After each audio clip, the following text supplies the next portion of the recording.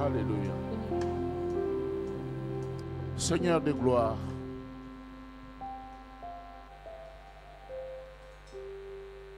je te célèbre. Je me prosterne devant toi. Je te donne toute la gloire, Seigneur. Tu es Dieu, il n'y en a point d'autre. Merci pour ta présence ce matin. Tu es là, Seigneur, pour parler à ton peuple. Tu es là pour lui faire du bien. Tu es là pour le corriger. Tu es là pour, Seigneur, le fortifier. Tu es là pour lui montrer le chemin. Bénis ta parole sur mes lèvres et dans nos cœurs. Bénis ton peuple, ici dans cette église, et tous ceux qui suivront ce message. Tout pour ta gloire et ta seule gloire. Au nom de Jésus. Amen. Je vous invite à ouvrir vos Bibles dans Genèse chapitre 12. Nous lisons à partir du verset 1. L'Éternel dit à Abraham, va-t'en de ton pays, de ta patrie et de la maison de ton père, dans le pays que je te montrerai. Je ferai de toi une grande nation et je te bénirai. Je rendrai ton nom grand et tu seras une source de bénédiction. Je bénirai ceux qui te béniront et je maudirai ceux qui te maudiront, et toutes les familles de la terre seront bénies en toi. Abraham partit, comme l'Éternel lui avait dit, et Lot partit avec lui.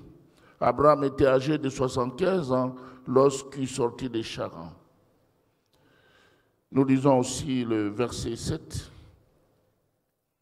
L'Éternel apparut à Abraham et dit, je donnerai ce pays à ta postérité. Et Abraham bâtit un autel à l'Éternel qui lui était apparu. Verset 10. Il y eut une grande famille dans le pays, et Abraham descendit en Égypte pour y séjourner, car la famille était grande dans le pays. Nous ouvrons nos Bibles encore au chapitre 18 de ce même livre, Genèse, 18 à 19.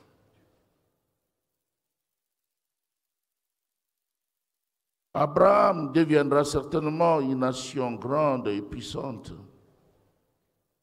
Et en lui seront bénies toutes les nations de la terre. Car je l'ai choisi afin qu'il ordonne à ses fils et à sa maison après lui de garder la voie de l'Éternel en pratiquant la droiture et la justice. Et qu'ainsi l'Éternel accomplisse en faveur d'Abraham les promesses qu'il lui a faites. Amen. Bien-aimés dans le Seigneur, Dieu a un plan pour chacune de nos vies. Il a un plan pour ta vie, il a un plan pour ma vie, il a un plan pour sa vie. Dans Jérémie 29, verset 11, là, le Seigneur dit, « Car je connais les projets que j'ai formés sur vous, dit l'Éternel, projets de paix, et non de malheur, afin de vous donner un avenir et de l'espérance. »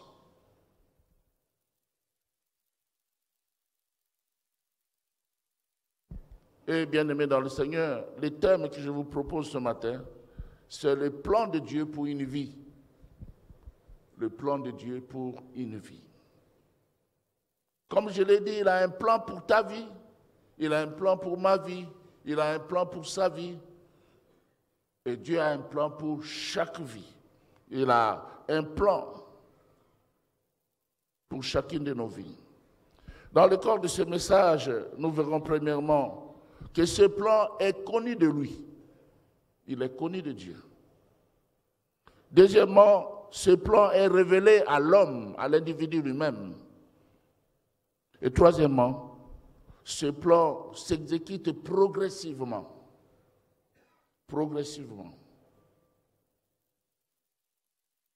Revenons au premier point. Ce plan est connu de Dieu lui-même. Vous savez, bien-aimés dans le Seigneur, nul n'a demandé ni désiré de venir dans ce monde et d'y rester. Personne n'a dit, moi je vais naître. Dieu nous y a envoyés avec un objectif. Cela veut dire, tant que tu vis, tu ne vis pas pour toi-même. Tu vis premièrement pour Dieu et pour accomplir les plans qu'il a pour ta vie. Peut-être que toi, tu te dis, je suis venu accompagner les autres. Il y a des gens qui disent comme ça. Mais moi, je me dis, je ne suis pas venu accompagner les autres. Je suis dans le plan de Dieu. Amen. Et je dis, tu es aussi dans le plan de Dieu. Il y a des gens qui disent, ma vie n'a pas de sens. Ma vie n'a pas de sens. Ou encore, je suis au bout. Il y a des gens qui pensent même se suicider. Attention. C'est Dieu qui donne un sens à nos vies. C'est lui qui a le dernier mot sur nos vies. C'est pourquoi associe-toi à lui pour réussir. Associe-toi à lui pour réussir. Frères, sœurs, Dieu t'a mis dans ce monde en cette période. Et là où tu es, là où tu travailles, dans ta famille, dans ton environnement, dans ta société, parce qu'il a un plan, il a un objectif, il a un but pour toi. Tu as une mission à accomplir là où tu es. Malheureusement, les gens ne font pas attention. Considérez la vie d'Abraham. Considérez sa vie. Nous avons lu dans Genèse 18, versets 18 à 19. Je relis. Car je l'ai choisi, afin qu'il ordonne à ses fils et à sa maison après lui de garder la voie de l'Éternel en pratiquant la droiture et la justice, et qu'ainsi l'Éternel accomplisse en faveur d'Abraham les promesses qu'il lui a faites. Dieu a fait à Abraham des promesses. Dieu avait un plan pour Abraham. Et déjà au chapitre 12, versets 1 à 3, quand il appelle Abraham,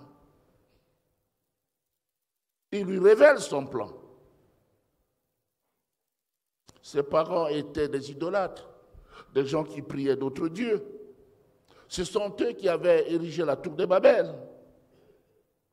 Mais Dieu le choisit lui seul. Et lui demande de quitter les siens et d'aller à un endroit qu'il ne connaissait pas. Il ne s'était pas imaginé un seul instant que de lui viendrait le sauveur du monde. Jamais dans sa tête. Il ne s'était pas imaginé que c'est de lui que viendrait le sauveur de l'humanité.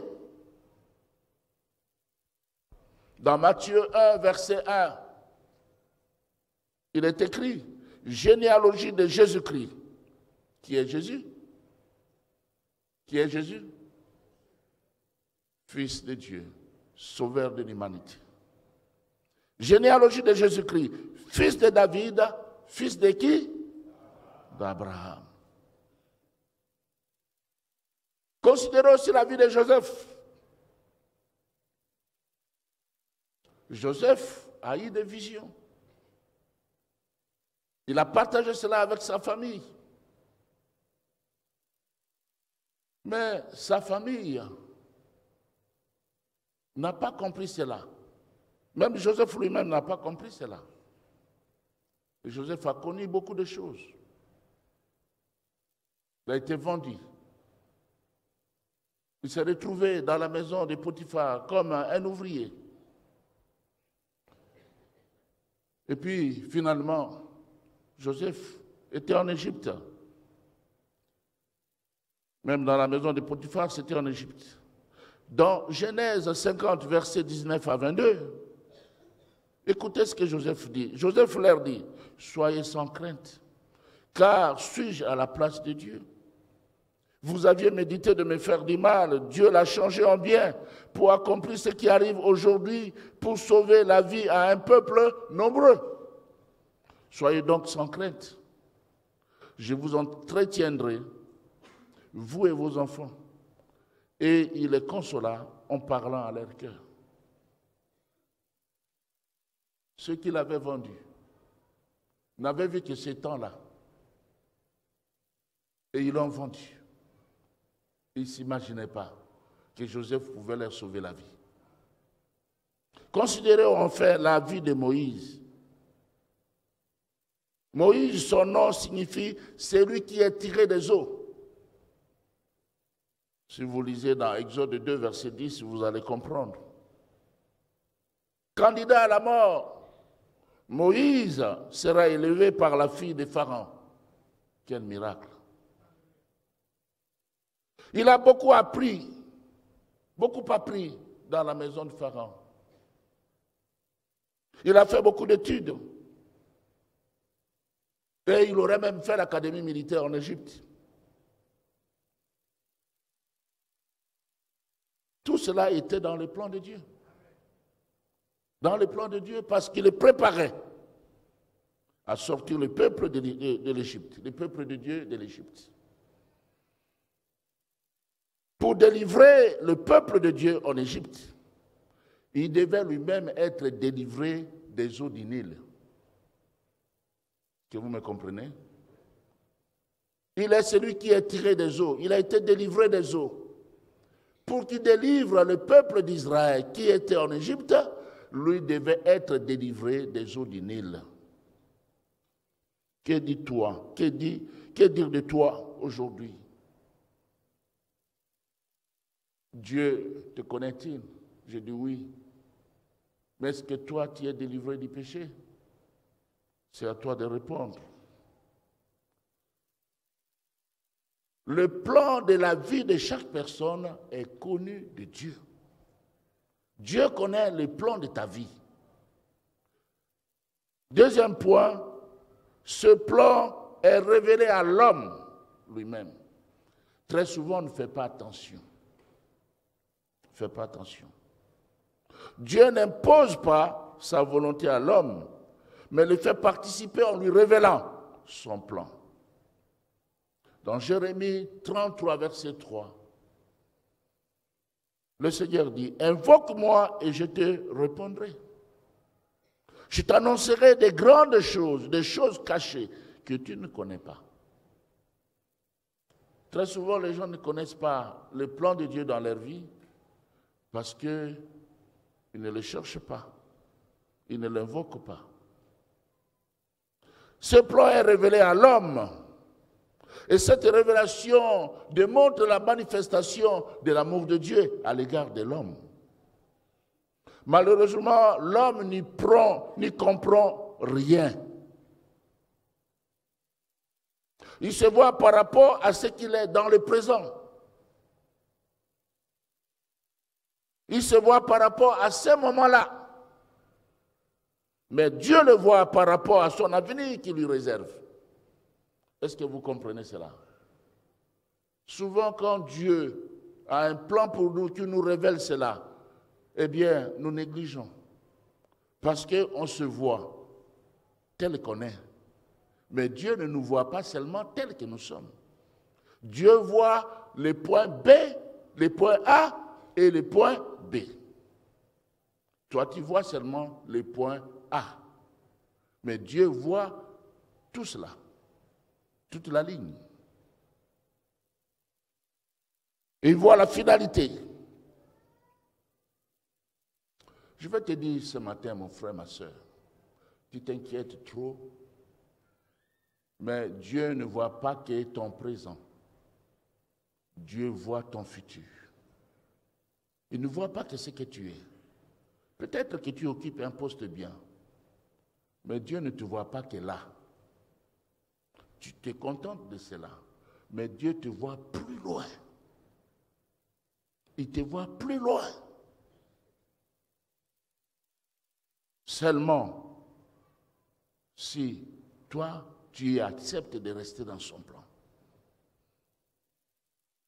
Dans Genèse 12, verset 1, la Bible dit que Dieu a demandé à Abraham de quitter son pays natal, d'aller à un endroit qu'il ne connaissait pas.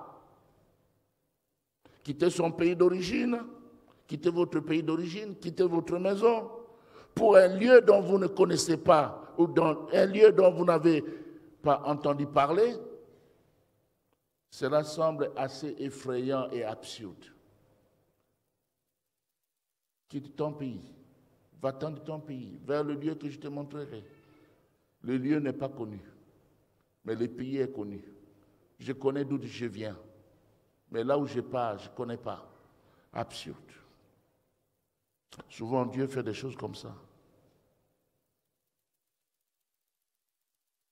Mais dans Genèse 12, toujours verset 10, la Bible dit, il y eut une famine dans le pays, et Abraham descendit en Égypte pour y séjourner, car la famine était grande. Malgré la révélation de Dieu, dans Genèse 12, 1 à 3, malgré toutes ces promesses faites à Abraham, Abraham va arriver au pays de la promesse. Et au verset 7, la Bible nous dit, Dieu apparut à Abraham. Et il lui dit, je donnerai ce pays à ta postérité. C'est ici que je t'ai envoyé. Dieu lui révèle cela encore. Mais malgré tout cela, Abraham ne voyait que la famine. Abraham ne voyait que l'actualité. Il ne voyait que le présent. Et c'est ce qui l'a poussé à aller en Égypte. Que Dieu nous aide à ne pas voir rien que le présent. À voir le futur. Le futur, on le voit par la foi. Ce n'est pas par les yeux humains. Lorsque Dieu a révélé à Joseph les plans de sa vie, il n'a pas bien appréhendé le sens de la vision. Ni lui, ni ses parents, ni ses frères. Parce que tous voyaient seulement le présent. Ils voyaient seulement le présent. Le petit ici, nous on peut l'entourer. Le petit ici, il peut nous donner des ordres. Le petit ici, il peut nous commander. Il peut être le commandant, il peut être le chef. Le petit, il ne voyait que le présent. Et Joseph est passé par des turpitudes terribles avant l'accomplissement du plan de sa vie. Je voudrais te dire ce matin, ne regarde pas au présent. Le présent est trompeur. Regarde à Dieu qui a fait des promesses pour ton avenir. Le présent trompe. Le présent décourage. Il y a un avenir radieux pour toi. Un avenir merveilleux. Dieu aussi a révélé. Paul, quand Dieu l'a appelé, il ne lui a pas révélé pourquoi il l'a appelé. Mais il a révélé cela à Ananias.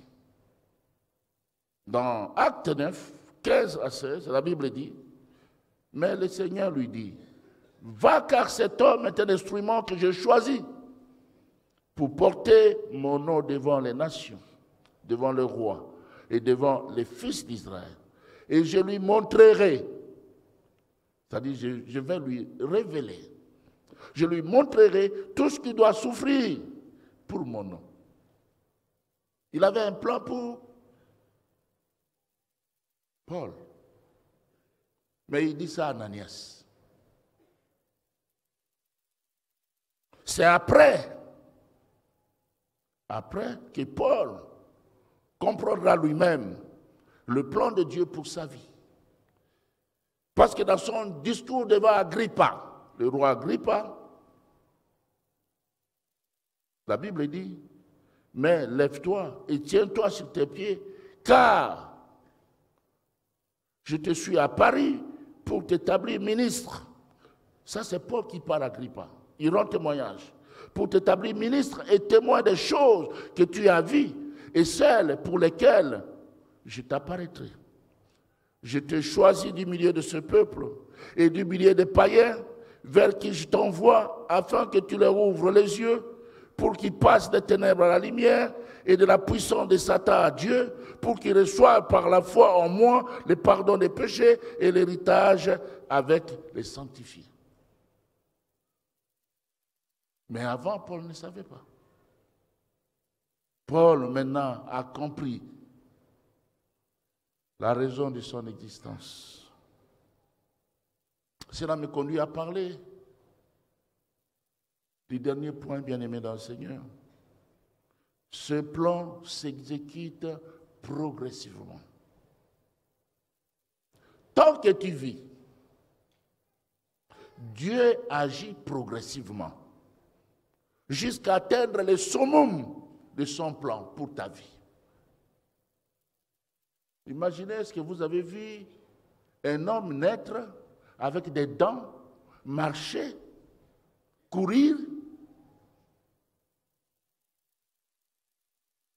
Vous avez vu cela dans votre vie? Ça n'existe pas. Il est conçu dans les seins de sa maman, un enfant. Il prend 9 mois. Ensuite, il est né. On le porte. Il y a des étapes. Après, cet enfant commence à parler. Papa, papa, ça commence par papa ou maman. Et puis, ce sont des phrases. Cet enfant commence à courir. Il grandit, il grandit. Dieu pouvait créer un homme comme il avait créé, continuer à créer des hommes comme il avait fait avec Adam et Ève. Avant, Adam et Ève n'ont pas de généalogie. Ils n'ont pas de père, ils n'ont pas de mère. C'est seulement Dieu qui est leur père et leur mère. Mais Dieu, dans son intelligence, a permis que l'homme naisse, qu'il croisse et qu'il atteigne une certaine stature. C'est comme même ce bâtiment. Il n'a pas existé comme ça. Il y a eu une fondation. Alléluia. Il y a eu une fondation. Et puis maintenant, c'est couvert. Dans la vie d'un homme, Dieu a un plan pour un homme. Et ça va graduellement. Il y a des gens qui veulent brûler les étapes. Brûler les étapes. Et c'est très dangereux. C'est comme ça que les gens prennent des fétiches. C'est comme ça que les gens rentrent dans l'occultisme, la magie. On est homme. Les gens te voient homme, mais en réalité, tu es la femme de quelqu'un. Parce que tu veux brûler les étapes. Tu ne veux pas rester dans le plan de Dieu. Dieu a un plan de bonheur pour ta vie. Il a un plan de paix pour toi. Alors ne brûle pas les étapes. Dans ce cheminement, il y aura des moments difficiles. Il y aura des larmes. Par moments, on va se dire, mais pourquoi Dieu m'a créé? Pourquoi? Pourquoi? Des larmes. Il y aura un questionnement. Job est passé par là. Il s'est posé tant de questions. Il a maudit même le jour de sa naissance. Job. Il y aura des larmes, il y aura des difficultés. Mais tout ça, c'est l'enseignement de Dieu. C'est l'école du Seigneur. Alléluia. Le Seigneur a son école qui dépasse les facultés de théologie et les instituts bibliques. Il a son école propre à lui. Il va t'apprendre des choses. Il va t'apprendre des choses dans son école.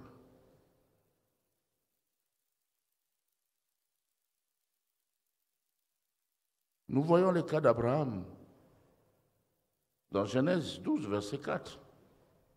Là, il est dit, Abraham partit comme l'Éternel le lui avait dit. Il partit. L'Éternel lui parle et il part. Bien-aimé, c'est dans l'obéissance à Dieu et par une série d'étapes consécutives que ce plan de Dieu s'exécute dans nos vies. C'est étape par étape. Nous obéissons et Dieu nous amène. C'est comme on est dans une classe. On est en première. Quand on réussit, on passe en deuxième. Deuxième, on réussit, on passe en troisième. Il y a des choses qu'on n'a pas vues, qu'on voit maintenant. On devient un peu plus intelligent. On comprend un peu plus de choses. C'est le même processus.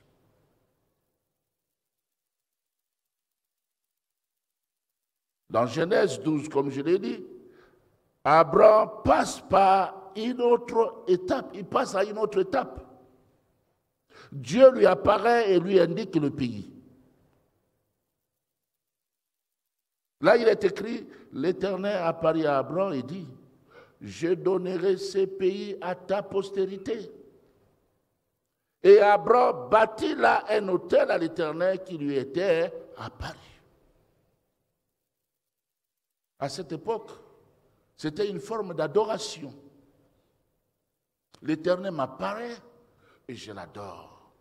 Amen. L'Éternel me parle et je l'adore. Au verset 7, Dieu précise, c'est ici le lieu. Mais au verset 1 jusqu'à 3, c'était des promesses vagues. Il a dit des promesses, mais il n'a pas précisé.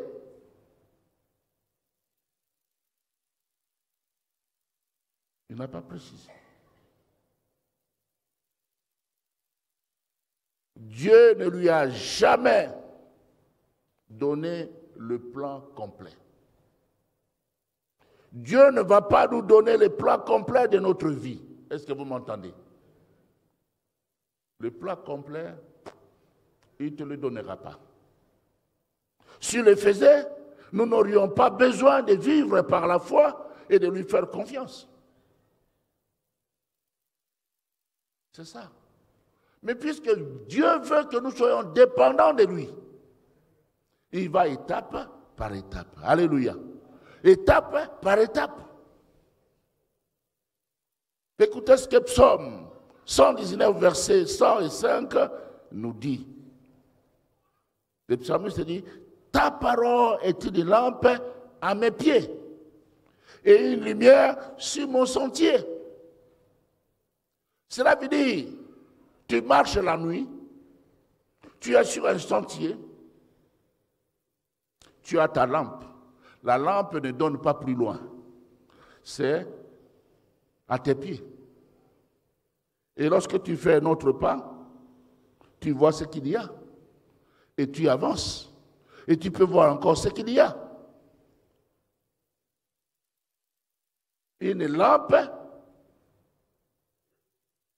à mes pieds et une lumière sur mon sentier. À chaque étape, Dieu t'ouvre les yeux. À chaque étape, Dieu te donne une lumière. À chaque étape, tu vois un peu plus clair. Et quand tu vois cela, tu dis, tu vois derrière. Tu dis, sans Dieu, je ne serais pas ici. Ça, c'est Dieu qui m'a conduit de là jusqu'ici. Amen.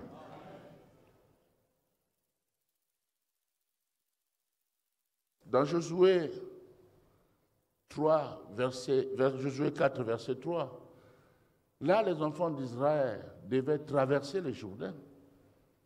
Et le Seigneur leur dit, vous n'êtes jamais passé par ce chemin.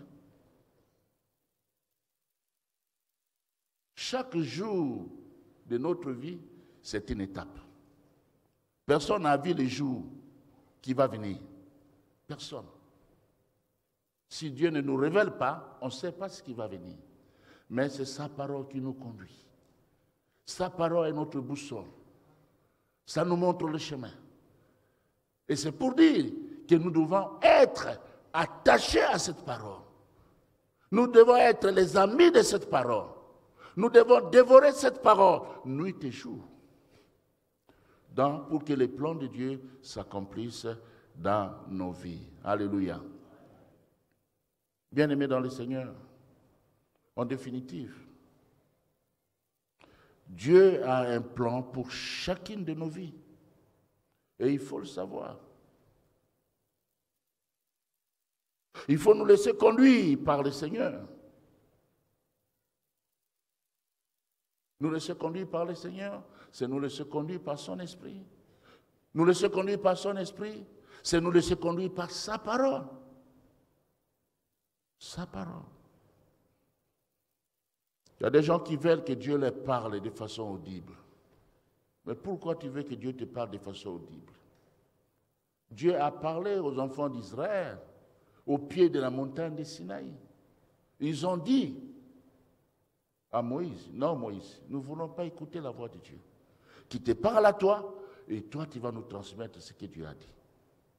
Ce n'est pas toujours la peine qu'il nous parle. Il peut te parler, s'il veut, et il parle de façon audible.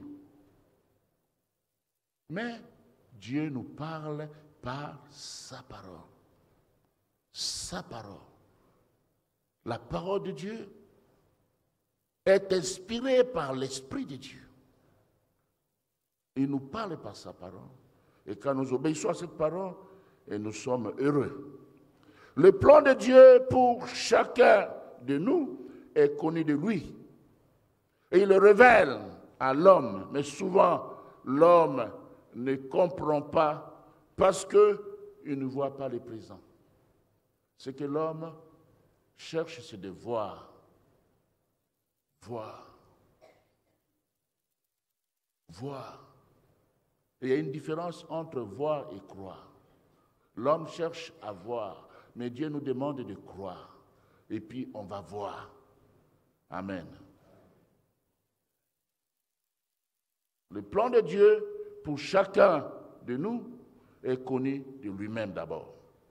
Et il le révèle à l'homme, mais souvent l'homme ne comprend pas parce qu'il se voit dans le présent. Tandis que Dieu le voit dans ce qu'il a planifié pour lui.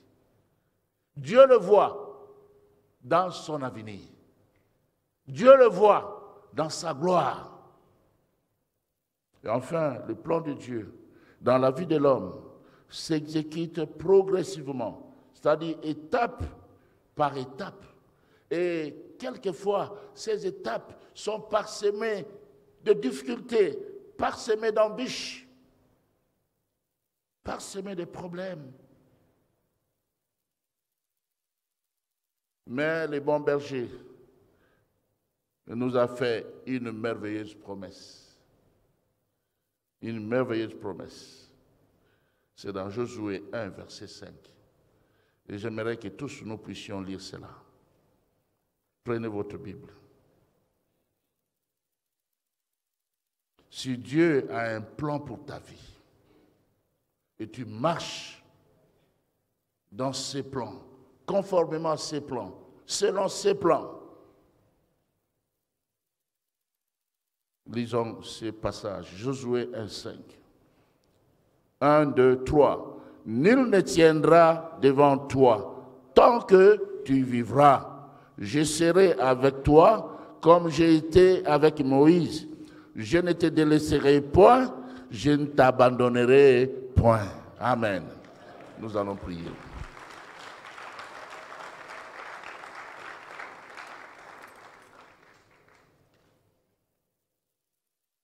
Nul ne tiendra devant toi tant que tu vivras.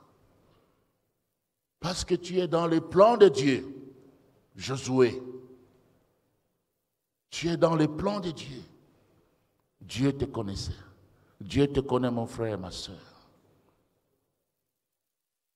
Il sera avec toi, comme il a été avec Moïse, comme il a été avec Paul, comme il a été avec Abraham, comme il a été avec Jérémie. Il dit, je ne te délaisserai point, je ne t'abandonnerai point.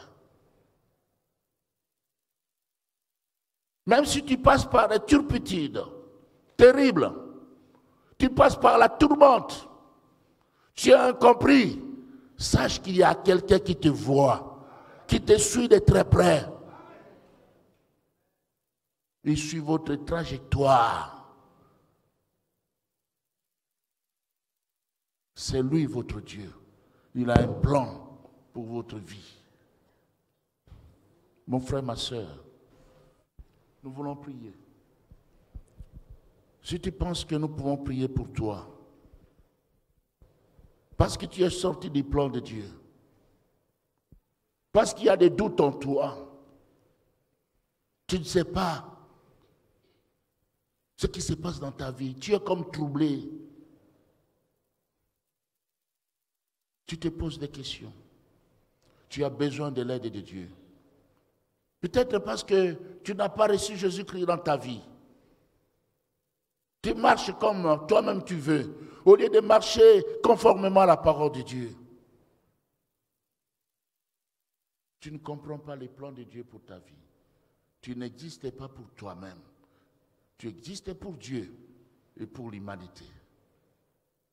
Ne veux-tu pas t'élever? Nous allons prier ensemble avec toi, mon frère, ma soeur.